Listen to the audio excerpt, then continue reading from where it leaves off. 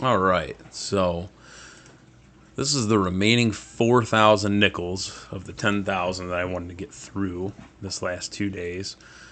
Fairly uneventful box, except the very first coin that I pulled out was a 1908 Liberty V nickel. And you'll see it later on in the video. It's in pretty good shape. Other than that, I averaged about 22 pulls per box. No real key dates. I did find a nickel that I needed, which was a 1945D.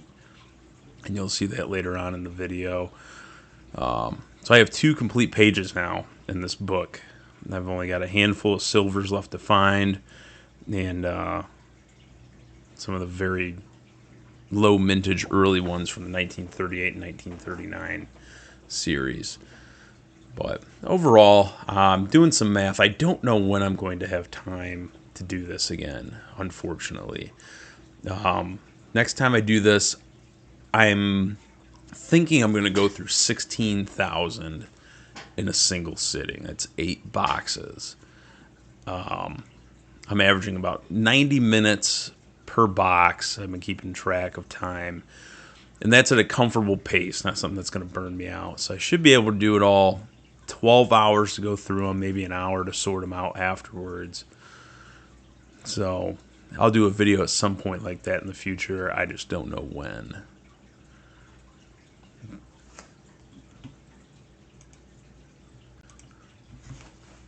And if you pay attention to the method of how I do this, again, I roll out all the coins.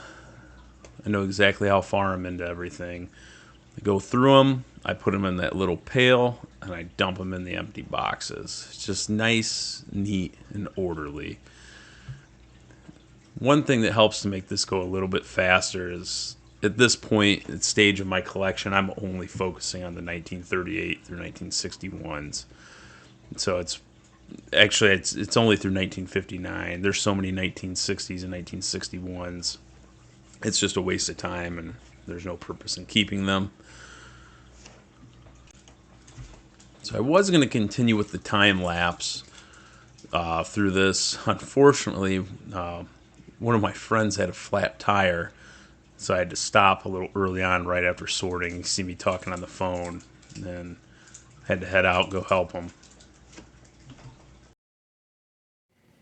All right, so I just got done going through those 4,000 nickels.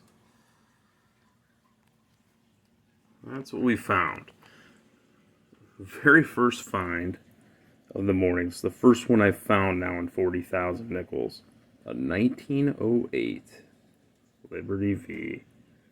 It's actually in pretty good condition. So it was like the first or second roll, but it was a nice little surprise. I did find a coin that I needed. It was the only silver. See if we can get this to focus. There's the D mark up at the top. 1945. Boom. All right. So another 10,000 down, and I found one more than I needed. That is progress. So these 2 pages are now filled. I got to work on these. These are going to be difficult. Not sure I'm going to have time again to work on this collection, but I think the next time I do this, I actually might just get 20,000 nickels and power through it through an entire day just to see what I find. But I'm going to go ahead and get these sorted up. You'll see it on the time lapse, I'm sure. Oh, a couple other neat finds. No idea what this coin is. I have to look it up.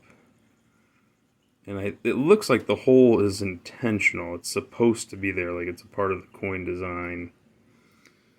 And I had one roll that was real whopper-jawed. This is what was in there. It's from the North Carolina Aquarium. Never found one of those before. And I also collect Canadian cents. Certainly I don't find nowhere near as many of these. I think it's just because everyone's using debit cards anymore. And then I've got other sets of nickels. This one kind of stuck out to me.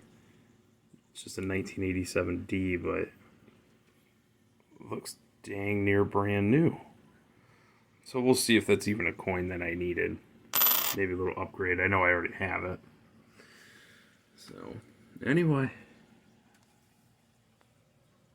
Well, I've got to cut the time lapse short.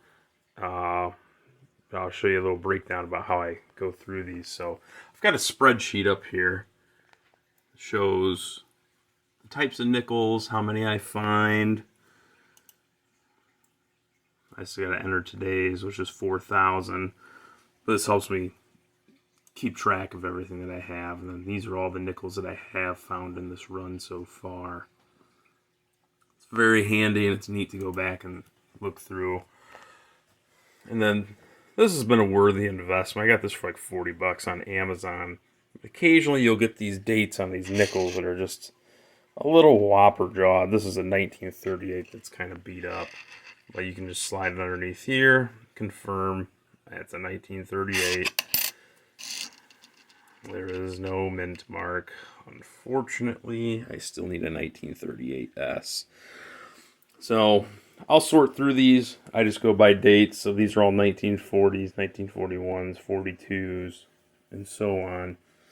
And then I'll just simply grab them, flip them over. No mint mark on that one. Ooh, there's an S. As we can see, there's an S on that one. I'll put that one right there. And so on. 1940, it's a plain. So I'll go through all that and then go in here, enter which ones I have, go back and check to see if I need them. I'm not going to need any of these. I need silvers and then these 38s and 39s. So anyway, I'll keep you posted. Hopefully next time I can do this, I'm going to go through 10 or 20,000 of them. Anyway, enjoy the day.